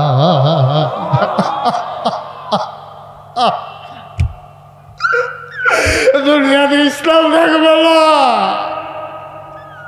আপনি শেষ তো সব শেষ। সেই আবু বকর সিদ্দিক রাদিয়াল্লাহু তাআলা আনহু আগে গুহায় ঢুকলেন। সব কিছু দেখে শুনে এসে বললেন, আহলান সাহলান মারহাবা, মোস্ট ওয়েলকাম। ও নবী, আপনাকে স্বাগত। আপনি ভেতরে চলে আসেন। এই নবী আমার নবী, এই নবী রহমতের নবী, আমার নবীর মনটা বড়ই নরম, ঠিক কিনা? প্রমাণ আছে নাকি নাই? কষ্ট হচ্ছে আপনাদের? ছেড়ে দেওয়া দরকার। আর সামান্য ঘন্টা খানেক ইনশাআল্লাহ। এতক্ষণ বলছিল ফজর, এখন ঘন্টার ভিতরে মান্না গেছে। হ্যাঁ মাশাআল্লাহ, ভালো হয়েছে। 1 ঘন্টাই মেনে গেছেন তো ইনশাআল্লাহ না? আল্লাহ যেন কবুল করে। সবাই পড়ে আমিন, জোরে পড়ে আমিন। আমার নবীর মনটা যে কত নরম দেখেন। যে বছর, খুব খেয়াল করে শুনবেন, যে বছর নবীর জন্ম হয়েছে তৎকালীন জামানায় মক্কার নিয়ম ছিল সম্ভ্রান্ত বংশাবলী মানুষ যারা ভুইয়া, চৌধুরী, সরকার, খনকার, পেশকার, স্বর্ণকার, দফাদার, চকিদার, কন্ট্রাক্টর, কাস্টমার, দোকানদার, যাই আছে আর কি, যত বংশ আছে বংশাবলী মানুষ যারা, ওরা বাচ্চাদেরকে মায়েরা বুকের দুধ খাওয়াইতেন না। খুব খেয়াল করেন, চিকন কথা, আমি শেষের দিকে চলে আসছি। মক্কায় যে বছর নবী এসেছেন সেই সময়ে মহিলারা বুকের দুধ বাচ্চাদেরকে খাওয়াইতেন না। কোনো স্বামী তার স্ত্রীর দুধ বাচ্চাকে খাওয়াইতেন না। তো বাচ্চা খাবে কি? ওই জমানায় মক্কার পার্শ্বে একটা শহর ছিল, শহরের নাম তায়েফ। কিয়েফ। আহা, সব মরহুম একসাথে হইয়া গেলাম আমরা না? একটু আওয়াজ করে কইলেন কিয়েফ। এই তো মোটামুটি হয়েছে। তো আমি তো মনে করছি পারেন না, আপনারা পারেন তো, সমস্যা কি? সবাই বলেন কিয়েফ। তায়েফ শহর থেকে একদল মহিলা আসতো মক্কায়। আইসা ধনী ধনী বাচ্চাগুলাকে টাকার বিনিময়ে নিয়ে যেত। 2 বছর 2.5 বছর বুকের দুধ খাওয়াইয়া আবার আইনা বাচ্চাদেরকে ফেরত দেওয়া যেত। তো যেই বছর নবীর জন্ম হয়েছে এই বছর তায়েফ থেকে একদল মহিলা রওনা দিছে। মনে করেন রওনা দিছে যাত্রাবাড়ি থেকে। কোত্থেকে? আরে কথা কয় না, কোত্থেকে? কোত্থেকে? যাত্রাবাড়ি থেকে রওনা দিছে। আসবে কই? ভাঙ্গা। আসবে কই? ভাঙ্গা। যাত্রাবাড়ি থেকে রওনা দিয়া আসবে ভাঙ্গা। এখন রওনা দেওয়ার পরে, মানে তায়েফ থেকে রওনা দিয়ে আসবে মক্কা। আপনাদের সহজ বুঝার জন্য যাত্রাবাড়ি আর ভাঙ্গা দিয়ে মিলেই দিলাম আর কি। তো যাত্রাবাড়ি থেকে রওনা দিছে, আসবে ভাঙ্গায়। কিছু দূর আসার পরে আপনার যখন এই যে আপনার এই পুস্তকখোলা যখন আসছে, পুস্তকখোলা আসার পর একজন বলতেছে নাই। কি? আহারে কথা কয় না, কি নাই? কই কি নাই? আমার সাথেই তো ছিল। আরে কি নাই? কয় হালিমা নাই। সুবহানাল্লাহ বলবেন না? একদল মহিলা রওনা দিছে, তো তার ভিতরে একজন নাই, না বললো হালিমা। হালিমার সাথে যে ছিল সে বলতেছে নাই, হালিমা নেই। কই কি হয়েছে? কই পেছনে পড়ে গেছে। কত পিছনে পড়বে না, কি হবে? ও একটা দুর্বল উঠ লইছে, এরকম এক প্রাইভেট কার লইছে, স্টার্ট দেওয়ার লাগে 5 জনে ধাক্কাইয়া। হেই প্রাইভেট কারের উপরে সাদো সুদ্ধা আবার ছাগল তুলছে। তো হেই প্রাইভেট কার আসবে কেমনে? এখন ওরা এমনি উঠ দুর্বল, স্বামী, ছেলে আব্দুল্লাহ, হালিমা, ওরা 3 জন উঠছে উটের পিঠে। কয়জন? কয়জন? 3 জন। তো উঠতে এমনি দুর্বল, আর উঠছে 3 জন। তো উঠ গেছে শুইয়া, তো ওরা গেছে পেছনে পইড়া। তা হালিমার যারা বান্ধবী ছিল ওরা বলতেছে আমরা কি এখানে দাঁড়াবো নাকি চলে যাব ভাঙ্গা? তো সবাই বলতেছে শীতের বিকাল, যারা বংশাবলী মানুষ, দামি মানুষ যারা, ওরা কি আর বাচ্চা রাতের বেলা দেবে? চলো আমরা তাড়াতাড়ি করে চলে যাই। হালিমা, হালিমার স্বামী পেছনে পড়ে গেছে, আব্দুল্লাহ সহ ওরা চলে আসছে ভাঙ্গায়। ভাঙ্গায় আইসা কোন বাড়িতে বিল্ডিং আছে, কোন বাড়িতে এমপি আছে। ও এমপি তো আর এখন বিচারে না, না এখন সমস্যা এমপি নিয়ে। হ্যাঁ, কোন বাড়িতে বিল্ডিং আছে, কোন বাড়িতে আমেরিকায় থাকে, কোন বাড়ির মানুষটা কানাডা থাকে, সুইডেন, সুইজারল্যান্ড থাকে, টাকাওয়ালা মানুষগুলো কোন বাড়িতে, খুঁজা খুঁজা সবাই বাচ্চা নিয়ে আবার ফিরা রওনা দিছে। ফিরা রওনা দিয়া ওই সেতু পার হইয়া, পদ্মা সেতু পার হইয়া টুল প্লাজার কাছে গেছে। ওরা যাইতেছে, হালিমা আসতেছে। কথা কইয়েন, ওরা আহারে জোরে কোনা, ওরা হালিমা ক্রস করছে টুল প্লাজা। হালিমা দেখে সবার কুলের ভিতরে বাচ্চা, ওয়া ওয়া ওয়া, কান্দানা কান্দানা এরকম করতে আছে। তা হালিমা কইতেছে কি ব্যাপার, তোমরা যে বাচ্চা টাচ্চা নিয়ে আইসা পড়ছো ভাঙ্গাতে, আর বাচ্চা নাই? কহ একটা বাচ্চা আছে, শুনছি বাচ্চাটার বাপ নাই, ইয়াতিম, গেলে যাইতে পারো, না গেলে নাই, আমরা বাচ্চা নিয়ে চলে আসছি। হালিমার স্বামীর মনটা ছিল নরম। গরম না নরম? অনেক পুরুষ নরম, অনেক মহিলা গরম। এরকম বাংলাদেশে আছে নাকি নাই? জায়গা মতোই ছিল। ঠিক কিনা কও? এরকম গরম আপনাদের এলাকায় ওয়াজ করে আমি বেশি সুবিধা পাইতেছি না। দাউদকান্দি আমি মাহফিলে গেছিলাম, তখন আমি কইলাম যে অনেক জায়গায় আছে, অনেক মহিলা আছে, খুব গরম। এক লোক লাভ দিয়া দাঁড়ায়, হুজুর আমরা ঘরেই আছি। ওদত্তি এটা কইতেন গেছেন কিনলে আপনার ঘরে মহিলা আছে? আমি জিগেছি, হুজুর সাংঘাতিক গরম। চিন্তা করলাম এটার ভিতরে রাইখা লাভ কি, বইলেই দিই। আমি কই ঘরের কথা মানুষ কয়, কই হুজুর আর ভিতরে রাইখা লাভ কি, বাসাম কয় বছর, তাই আমার আংড়া বানাই ফেলাইছে, আংড়া। এরকম অসভ্য মহিলা আছে নাকি নাই? আর হালিমার মনটা ছিল একটু শক্ত, শক্ত মানে হিসাবি। উনি খুব খারাপ মহিলা, দুর্ব্যবহার, কর্কশ ভাষী এমন না, উনি একটু হিসাবি ছিলেন। আর হালিমার স্বামীর মনটা ছিল নরম। তা হালিমার স্বামী বলতেছে, দেখো বাচ্চা নাকি একটা আছে, চলো যাই দেখে আসি। হালিমা বলতেছে, শুনলাম বাচ্চার বাপ নাই, এতিম মানুষ, টাকা দেবে কোত্থেকে? আমরা তো বাচ্চা আনবই 2টা টাকার জন্য, তো টাকাই যদি দিতে না পারে তাহলে বাচ্চা আনার দরকার কি, চলেন ফেরত যাই। হালিমার স্বামী কয়, না আসছি যখন দেখেই আসি, পছন্দ হইলে আর বানাইলে নাই। আবার হালিমার স্বামী, হালিমা আর ছেলের নাম 3জন মিলে আসছে ভাঙ্গা মসজিদের সামনে। আইসা দেখে যে ইমাম সাহেব দাঁড়াই রয়েছে। গিয়া বলতেছে, হুজুর আপনি কি এই এলাকায় বাড়ি? আমার বাড়ি কোন এলাকায়, আপনার দরকার নাই, 20 বছর এই এলাকায় আছি, দাওয়াত খাইতে খাইতে তামা তামা করে ফেলাইছি, সব চিনি, কোনো টেনশনের দরকার নাই। কি হয়েছে? কয় যে না, শুনলাম এই এলাকায় নাকি একটা এতিম বাচ্চা আছে, নাম নাকি মুহাম্মদ সাল্লাল্লাহু। নবীর নাম শুনলে কি পড়তে হয়? 2-1 বার না বারবার, 2-1 দিন না প্রতিদিন, 2-1 সপ্তাহ না প্রতি সপ্তাহ, 2-1 মাস না 12 মাস, 2-1 বছর না সারা জীবন আমরা পড়ব সাল্লাল্লাহু আলাইহি ওয়াসাল্লাম। ইমাম সাহেব রেজি গাইছে, হুজুর এখানে নাকি একটা এতিম বাচ্চা আছে, বাচ্চাটার নাম নাকি মোহাম্মদ। হ্যাঁ চিনতে পারছি, ওর আব্বার নাম আব্দুল্লাহ, আমাদের ভাই হয়। তার বাচ্চাটার এমন কপাল, সে দুনিয়ায় আসার আগেই তার আব্বা ইন্তেকাল করেছে। বাবা সন্তান দেখে নাই, সন্তানও বাবার মুখ দেখে নাই। কি হইছে? কয় শুনলাম বাচ্চাটা নাকি এখনো আছে। কয় হ, আমরা এসেছিলাম। কয় যান খবর নেন।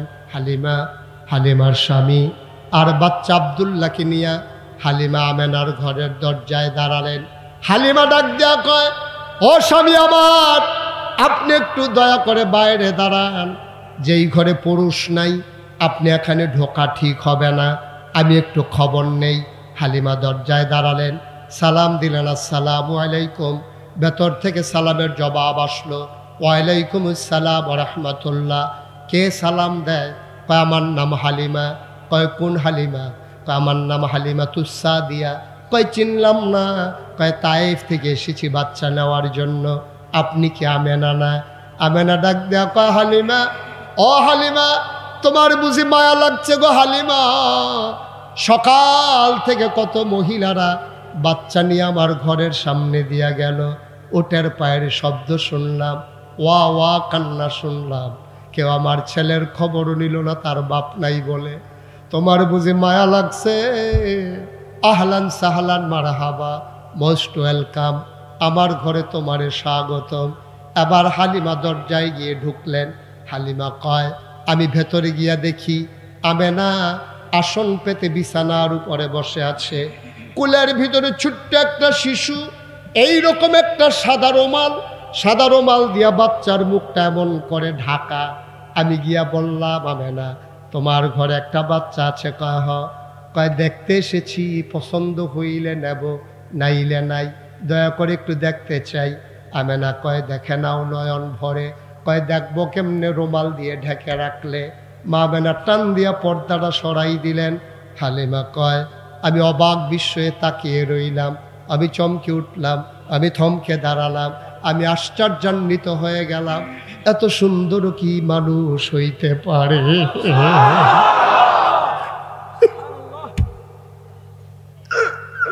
এত সুন্দর কি মানুষ হয়? আমি অবাক বিস্ময়ে তাকিয়ে রয়েছি।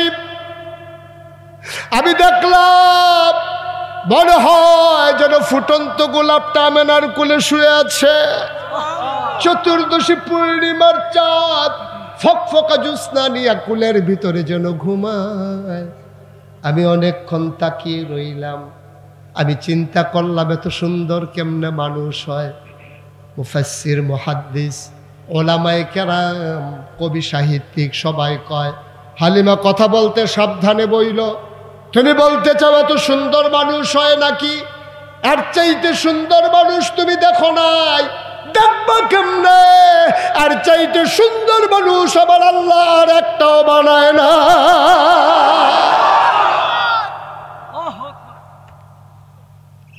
কেমনে দেখবা তুমি? আর চাইতে সুন্দর তো আল্লাহ বানায় নাই। আমার আল্লাহ যেমন করে বানানো দরকার ঠিক তেমন করে বানিয়েছেন। তিনি লম্বাও না, তিনি খাটোও না, তিনি ছিলেন মাঝারি আকৃতির। চুলগুলো ছিল তার কোঁকড়ানো। তিনি তৈল দিয়ে যখন চুলের ভিতরে আছড়াতেন, অবাক বিস্ময়ে পেছন থেকে সাহাবারা তাকিয়ে দেখতেন। চুল তো নয়, মনে হয় যেন মৃদু মন্দ ঢেউ দেখা যায়। কপালটা ছিল নবীর চওড়া, ভ্রুগুলো ছিল নবীর জোড়া ভ্রু, চোখের পাতাগুলো ছিল ফুটন্ত গোলাপের এক একটা পাপড়ির মতো। তিনি কখনো বা যখন চোখের পলক ফেলতেন, চোখের পাতাটা যখন দুলে উঠত, মনে হইত মৃদু মন্দ বাতাসে গোলাপ পাপড়ি যেন দোল খাইতেছে। হালিমা মনে মনে কয়, আমি চিন্তা করতেছিলাম আমি তো তারে দেখি, সে তো আমারে দেখে না। যদি ওর চোখ দুইটা খুলতো। খোদার কসম আমি কাউকে কিচ্ছু বলি নাই, মনে মনে চিন্তা করেছি। হঠাৎ করে দেখলাম তার চোখের পাতাটা টিপ টিপ করে নড়তেছে। আমার মনে হইল চোখের পাতা তো নয়, যেন ফুটন্ত গোলাপের দুইটা পাপড়ি মৃদু মন্দ বাতাসে দুল খাইতেছে। চোখ দুইটা সে খুলে নিল, আবার আমার দিকে তাকাইল। আমি তো আগ থেকেই তাকিয়ে আছি। চার চোখের মিলন হয়ে গেল। সে কতক্ষণ আমার দিকে তাকাইয়া ঠোঁটের কোনাটা বাঁকা করে একটা মুচকি হাসি দিল। সুবহানাল্লাহ। আস্তে করে একটা মুচকি হাসি দিল। আমার মনে হইল হাসিটার সাথে সাথে আমার কলিজাটা যেন দুইটা ভাগ হয়ে গেছে।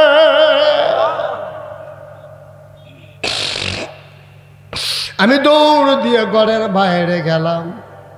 আমার স্বামীকে বললাম, স্বামী আমার, ও স্বামী, আপনি বাধা দেবেন না, আপনি অনুমতি দেন, এই বাচ্চাটা নিয়ে যাই। ওই হালিমার স্বামী কয়, পছন্দ হইলে নিয়ে নাও। হালিমা দৌড় দিয়ে ঘরের ভেতরে ঢুকলেন। ডাক দেয়া কয়, আমেনা, ও আমেনা, টাকা পয়সার কোনো হিসাব নাই, পারলে দিও না পারলে নাই, দয়া করে বাচ্চারা আমার কুলে দাও। সুবহানাল্লাহ। টাকা পয়সার কোনো হিসাব নাই গো, হবে না, দাও দাও দাও, বাচ্চারা আমার কুলে দাও। এবার আমেনা চোখের পানি ছেড়ে দিয়েছেন। ডাক দিয়া কয়, হালিমা, বাচ্চা দিতে আমার আপত্তি নাই, এই বাচ্চাই তো আমার সব, আমার স্বামী নাই, বাচ্চা দিলে আমি একবারে একা হয়ে যাব, দেওয়াই তো লাগবে। তবে একটা কথা আছে গো হালিমা, এটা কিন্তু একটা আজব বাচ্চা, এটা কিন্তু সাধারণ বাচ্চা না। কয়, বুঝলাম না, কি আজব বাচ্চা? কয়, 10 মাস 10 দিন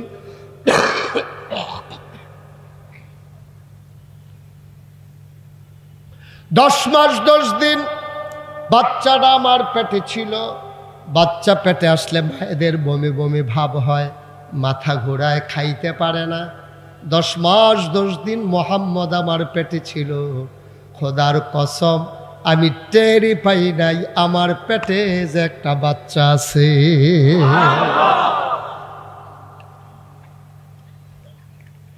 হালিমা, হালিমা, হালিমা, একটা পিঁপড়া কামড় দিলা বিটার ভাই। একটা পিঁপড়া কামড় দিলাম এটার ভাই। আমার মোহাম্মদ যখন দুনিয়াতে আসে আমি একটা পিঁপড়ার কামড়ের মতো টের পাই না। হালিমা কয় বলে কি, এটা তো আরো আজব বাচ্চা, কোনোদিন আজ পর্যন্ত কাঁদে নাই, দিলে খায় না দিলে নাই, ঘুম পাড়াইলে নড়াচড়া করে না, কোনোদিন খিদা লাগলেও কান্দে না, আমি দিলে খায় না দিলে খায় না, আওয়াজও করে না। বলেন কি? হালিমা বাচ্চাটার নিয়ম মতো খাওয়াইও, সে কিন্তু কোনোদিন কাঁদবে না, খাবার চাইবে না। হালিমা কয় এই বাচ্চা আমার কাছে আমানত। এবার আমেনা ডাক দেয়া কয় আর একটা কথা শোনো, এই বাচ্চাটা যখন দুনিয়াতে এসেছে চাঁদের টুকরা বাচ্চা, কোনোদিন তার আমি একটা কাগজের খেলনাও কিনা দিতে পারি নাই,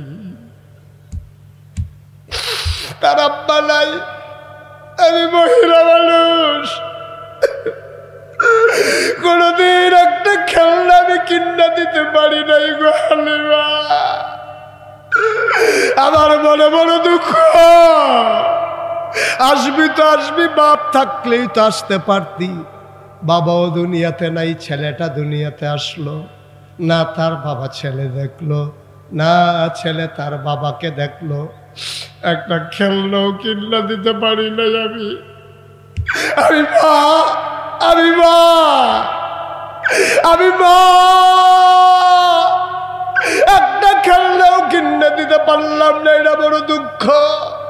আমি কারো কাছে কোনো অভিযোগ দেই নাই, সব বাচ্চারা তিল তিল করে বড় হয়। ও হালিমা, আমি গেছি গোসল করার জন্য হাম্মামে, ওয়াশরুমে গোসল করার জন্য গেছি, ওরে ঘুম পাড়িয়ে গিয়েছি যেন ও কষ্ট না পায়। খোদার কসম আমি গায়ে পানি ঢেলে দিয়েছি, হঠাৎ করে কান পেতে শুনলাম ঘরের ভেতরে কি যেন নড়ে, আমি ভয় পেয়ে গেলাম। আমার মোহাম্মদ তো নড়াচড়া করে না, কে? জানালা খুলে উকি মেরে তাকাইয়া দেখি আমার মোহাম্মদ হাত পা গুলা নাড়তেছে, খিলখিল করে হাসতেছে, আর হাত দিয়ে আকাশের দিকে কি যেন ধরতে চায়। আমি উপরের দিকে তাকাইয়া দেখি আমি যে মোহাম্মদের খেলনা দিতে পারি নাই, আমার আল্লাহ তারে খেলনার বাকি রাখে নাই, আকাশের চাঁদ আর আকাশের তারাগুলা খেলনা বানাইয়া আমার মোহাম্মদের হাতের নাগালে পাঠাই দিছে।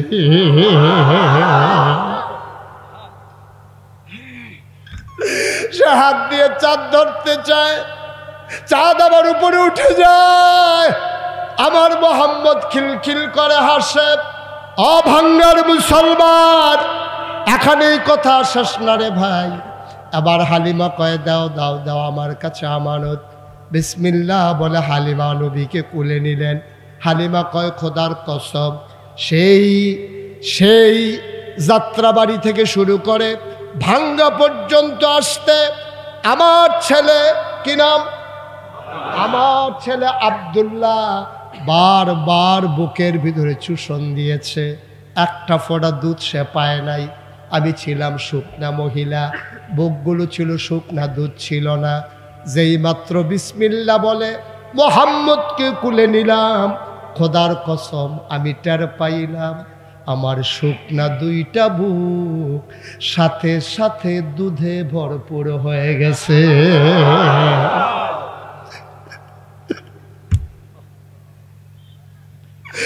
আমরা নবী চিনি নাই, নবীর মর্যাদা বুঝি নাই। হালিমা কয় আমি তাড়াতাড়ি ঘরের বাইরে গেলাম, আমি বললাম স্বামী এক সেকেন্ড দেরি করা যাবে না, চলেন তাড়াতাড়ি উঠ ছেড়ে দেই। আগে উঠের পিছে ছিলাম আমরা 3 জন, এখন হয়ে গেছে 4 জন। এবার হালিমার স্বামী আব্দুল্লাহ আর মোহাম্মদ 4 জন মিলে যখন উঠলাম, খোদার কসম এখন আর উঠ হাঁটে না। আমি চিন্তায় পড়ে গেলাম, উঠ এমন করে কেন? আমি শক্ত করে ধরে বসলাম, ওট আর এখন হাঁটে না, ওট এখন ঘোড়ার মতো দৌড়া। আমরা যমুনা ওই ব্রিজের ওই পারে দেখা হয়েছিল বান্ধবীদের সাথে, কথা মনে আছে নাকি? ওরা এখনো মেন রোডে উঠতে পারে নাই, এক্সপ্রেসওয়েতে উঠতে পারে নাই। পেছন দিক দিয়ে ঠক ঠক শব্দ শোনা যায়। সবাই চমকে উঠলেন, পেছনে ফিরে তাকাইয়া দেখে হালিমার উট তাদেরকে ক্রস করে সামনে আগাই যাইতেছে। সবাই কয় থামো থামো থামো, হালিমা থামো, হালিমা থামো, ও বান্ধবী, ও সই, তুই কি ভাঙ্গা গিয়ে উঠ বদলাইছস নাকি? কয় উঠ দেবে কে? আমার উঠ তো আগেরটাই। কয় মিথ্যা বলবি না, এই উঠ আগের উঠ না, যে উঠ পুস্তক খোলার আগে যাত্রাবাড়িতে পেছনে পড়ে যায়, এই উঠ আমাদেরকে কেমন করে ভাঙ্গা থেকে এসে আবার পেছনে ফালাই দেয়। মিথ্যা কথা বলবি না, নিশ্চয়ই তুই উঠ বদলাইছস। কয় না না, উঠ আগেরটাই, উঠ আমি বদলাই নাই। কয় তাইলে উঠ এমনি দৌড়ায় কেন? আমি কেমনে বলবো কেন দৌড়ায়? কয় কে বলবে? আমার স্বামীও জানে না, আমিও জানি না। কয় জানে কে? কয় আমার ছেলে আব্দুল্লাহ জানে না। কয় জানে কে? আবার হালিমা কান্দে আর কয় মনে হয় উঠ কেন দৌড়ায়, জানে মক্কার শিশু মুহাম্মদ। ভাঙ্গার মুসলমান, ৩৩ বছর মুশতাক ফয়েজি বাংলাদেশে বাংলার বাইরে ওয়াজ করে। কোনোদিন তোমাদের কাছে আর আশা হয় নাই। আমার জীবনে প্রথম মাহফিলে কদম দিলে মাহফিলের ওজন বুঝি।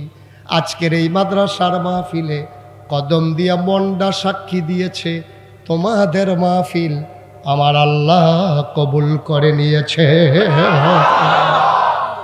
একটা লোক উঠবেন না, কবুল হওয়া মাহফিল।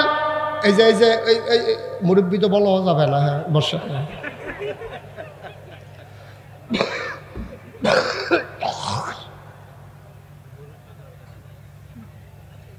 একটু বসেন, শেষ করে দিচ্ছি। হ্যাঁ, বাসের সাথে হেলান দিয়েই বসেন, তাও বসেন। উনি তো পজিশন নিয়ে নিচ্ছে, ওনারা তো বোধহয় বসানো যাবে না, বোধহয় মনে হয়। একটু ধৈর্য বসান। কষ্ট হইতেছে আপনাদের না? ৩৩ বছর মুশতাক ফয়েজি মাহফিল করি, মাহফিলে কদম দিলে মাহফিলের ওজন বুঝি। আমার মন সাক্ষী দিয়েছে, পরিবর্তিত বাংলাদেশে, নতুন করে স্বাধীন বাংলাদেশে প্রতিটি চেহারায় যেন ঝিলিক জ্বলতে আছে, ঠিক কিনা? প্রতিটি চেহারা যেন আনন্দে উদ্ভাসিত, প্রতিটি হৃদয়ে যেন আজকে আনন্দের হিল্লোল। আমার মন সাক্ষী দিয়েছে, আজকের মাহফিল আমার আল্লাহ কবুল করে নিয়েছে। একটা লোক উঠবা না, চলে যাবা না, সবাই মিলে আজকে মায়ের জন্য, বাবার জন্য দোয়া করব। তুমি মাহফিলের ওজন বুঝো নাই, মাহফিলের ওজন বুঝছে তোমার আব্বার আম্মা যারা কবরে। তুমি মনে করেছো প্যান্ডেল বাইক আর হুজুর এসেছে এটাই মাহফিল। না না না, এটার নাম মাহফিল না। আমি কিতাবে পেয়েছি, কোথাও যখন মাহফিল হয়, ওই এলাকায় যারা কবরে ঘুমায় রুহানি হালাতে মাহফিলের চতুর্পাশ দিয়ে আব্বা আম্মা এসে দাঁড়িয়ে যায়। তুমিও দেখো না, আমিও দেখি না, ফেরেশতারা দেখে। ফেরেশতারা কয় কি গো, তুমি কবর ছেড়ে কেন চলে এসেছো? তোমার মা কান্দে আর কয় কুমিল্লা নাগাইশের পীর সাহেব এসেছে, আমার ছেলেও মাহফিলে গেছে, কবরে দাও দাও আগুন। আমি দোয়া নেওয়ার জন্য আসছি, আমি দোয়া নিয়ে গিয়া দেখতে চাই আমার কবর জান্নাত হইছে নি। আমি জানি না কার আম্মা নাই, আমি জানি না কার আব্বা নাই। আমার আব্বা দুনিয়াতে নাই। মাঝে মাঝে আব্বার কথা যখন মনে পড়ে, খুব বেশি যখন মনে পড়ে, আব্বার কবরের কিনারে গিয়া মাঝরাতে বসে যাই, গুনগুন করে আব্বার সাথে কথা কই। আব্বা, ও আব্বা, আব্বা আমারে চিনছেন নাকি আব্বা? আমি মুশতাক ফয়েজি, 11 বছর বয়স রেখে যারা ইন্তেকাল করছিলেন, আজকে আপনার মুশতাক ফয়েজি অনেক বড় হয়েছে। বাংলার মানুষ মুশতাক ফয়েজিরে বড় মায়া করে। বাবা, বাবা আমার জানতে মন চায় আপনি কবরে কেমনে ঘুমান আব্বা? 3 টুকরা কাপড় দিয়া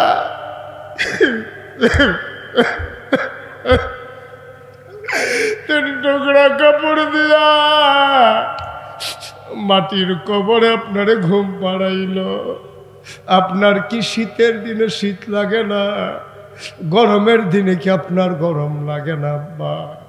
আপনার কবর কি জান্নাতের টুকরা হইছে নাকি? কবরে আপনি কি খান আব্বা? আমি কত কথা কই, আমার আব্বা আমার সাথে একটা কথারও জবাব দেয় না। আমি কাঁদতে কাঁদতে বিছানায় যাই, আমি ঘুমাইতে পারি না।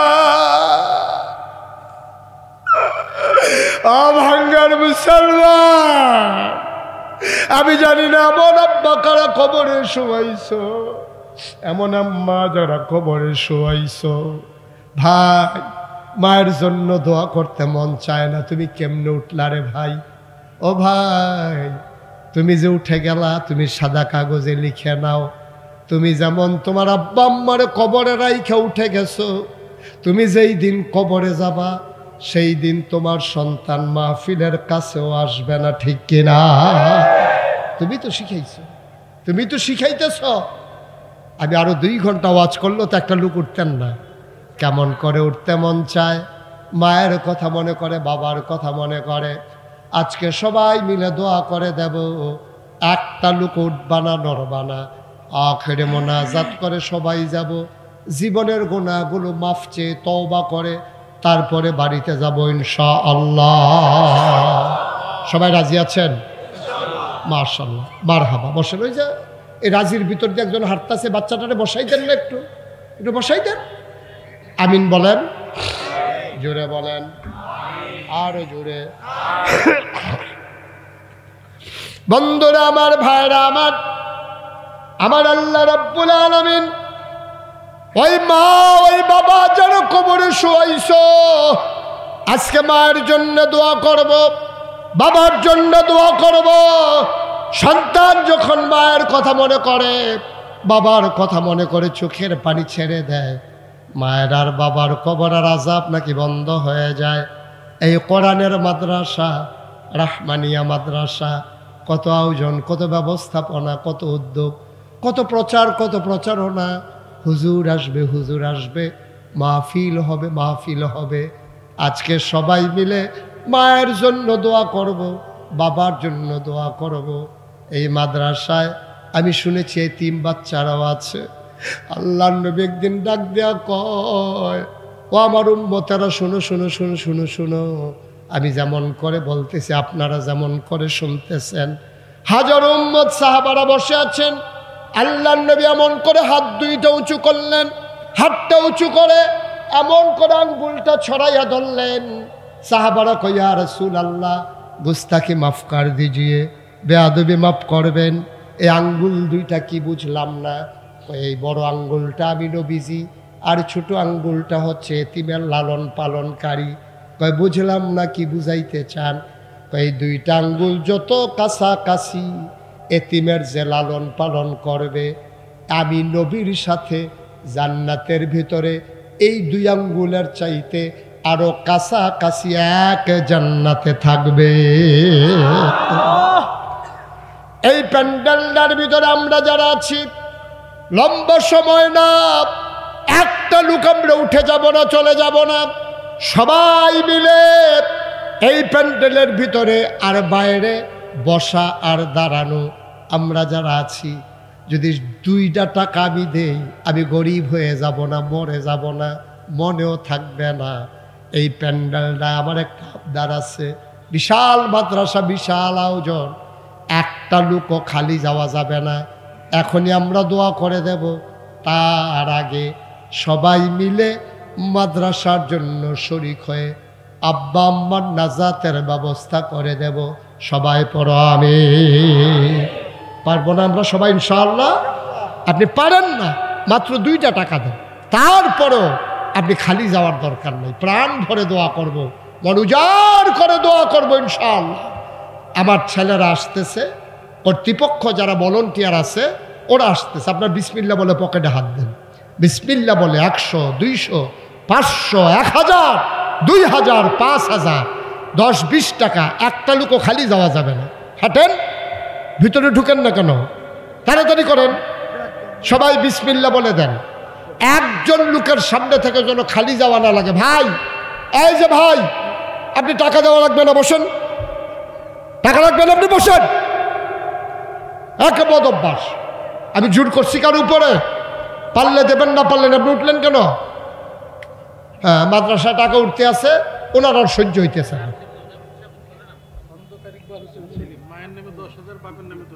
খন্দকার ইকবাল হোসেন সেলিম, মায়ের নামে 10,000, বাবার নামে 10,000, মা বাবা দুইজনের নামে 20,000 টাকা। বলো মারহাবা। কবুল কর, মঞ্জুর কর, মনের আশা পূরণ করে দাও। দানের হাদিয়া সোনার মদিনায় পৌঁছে দাও। কামাই রোজগারের রহমত আর বরকত বাড়াইয়া দাও। আহা, ওনার রুমাল নিয়ে টানাটানি করতেছেন কেন? আপনি ওনার রুমাল খুল্লা ফেলতেছেন, কতক্ষণ পরে করবেন ফাইজামা খুল্লা দেন। এই কি হইলো ভাইয়েরা, কি করলেন আপনারা এটা? পারলে দেবেন, না পারলে না, উঠাউঠির দরকার নাই তো। আপনি যা পারেন তা দেন, বিসমিল্লাহ বলে শরীক হন। সবার টাকা কি মসজিদে লাগে নাকি? সবার টাকা মাদ্রাসায় লাগে? লাগে না। আপনি ভাগ্যবান হবেন। এই যে লোক নাই, কই লোক কই? এই যে এদিকটা দুই একজন নিজ দায়িত্বে দাঁড়াই যান। এই এলাকার যারা আছেন দুই একজন দাঁড়ান। এই যে ভাই, হ্যাঁ ঠিক আছে, ওকে ফাইন, উঠেন। হ্যাঁ, বিসমিল্লাহ বলে দিয়ে দেন। এই যে আসছে লোকজন, দেন ওনাদের কাছে দেন। এটা কেমন আগে রূপ ঠিক করে রাখেন নাই? হ্যাঁ ঠিক আছে, ওকে, একটু তাড়াতাড়ি করেন। এই একটা লোক উঠেন না ভাই, আমরা সবাই মিলে দোয়া করবো ইনশাআল্লাহ। আপনি দোয়া না করে যাওয়াটা মোটেও সুন্দর হচ্ছে না। একটা লোকও যাবেন না। 10 টাকা, 20 টাকা, 50 টাকা, 100 টাকা, যারা পারেন দেন, আল্লাহ বরকত দেবে ইনশাআল্লাহ। তাড়াতাড়ি জেনারেটরটা অন করেন। আহা, সময় পাইল না। আর এই লাইটটা বন্ধ হলে কেমন? এই কারেন্ট যা যাক, লাইটটা বন্ধ হবে কি জন্য? জেনারেটর চলতেছে, লাইট বন্ধ হলে এই সময়টা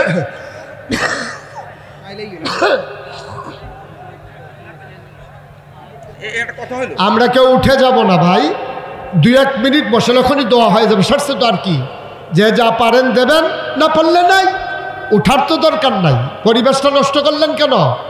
আহা, ভালো ভালো মানুষগুলো উঠে গেল।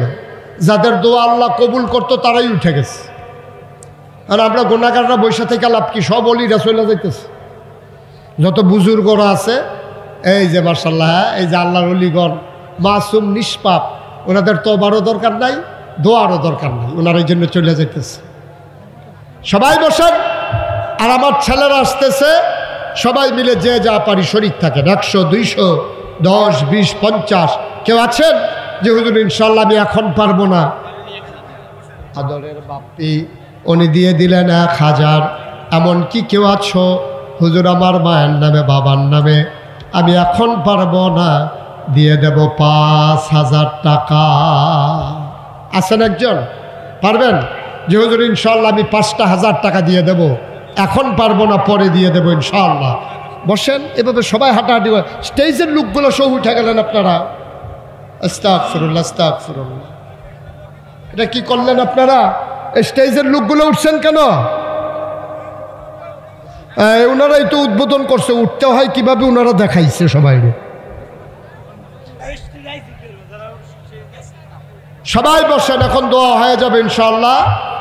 একটা লোকও খালি যাবেন না। আমি বলেছি 2টা টাকা দেন, আপনি 5টা টাকা দেন, আপনি 10টা টাকা দেন। হ্যাঁ, ফারুক ভাই, মাশাআল্লাহ, আমার ফারুক ভাই, উনি দিয়ে দিলেন নগদ 2000 টাকা। কবুল করো, মঞ্জুর করো, মনের আশা পূরণ করে দাও।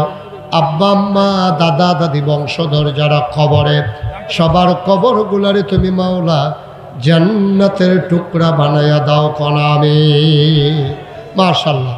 দেন নাই এমন কেউ থাইকেন না, সবাই মিলে শরীক থাকেন। এই যে যারা গেলেন না, আপনারা কিন্তু হেরে যান নাই। যারা চলে গেছে তারাই কিন্তু হেরে গেছে, তারাই। আচ্ছা, এখন যদি ফেরেশতা আইসা আমাদের ভিডিও করে যে যারা যারা মাহফিলে ছিল তাদেরকে জান্নাত দেওয়া হবে, এই ভিডিও করো, এখন যারা চলে গেছে তারা ভিডিওর ভিতরে আসতে পারবে? তারা তো এতক্ষণ মেহনত করে বসে থেকে ফাও গেছে, এখন আবার দৌড় দিয়ে আস্তে আস্তে ফেরেশতা আবার চলে যাইতে আছে ভিডিও করে।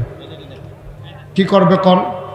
সবাই মিলে আমরা দোয়া করবো, সবাই নামাজের মতো করে বসেন। যারা প্যান্ডেলে আছেন সবাই নামাজের মতো করে বসেন, আমরা সবাই মিলে তওবা করি। বাচ্চারা বসো, বসো আগে, এটা কি বসেন, সবাই বসেন, আমরা তওবা করি। একজন লোক দাঁড়িয়ে থাকবেন না, মঞ্চে সামনে সাইডের লোকদের এখন বসার সুযোগ হয়েছে, বাকিটা উঠে গেছে, আপনি এই ফাঁকে বসে পড়ুন।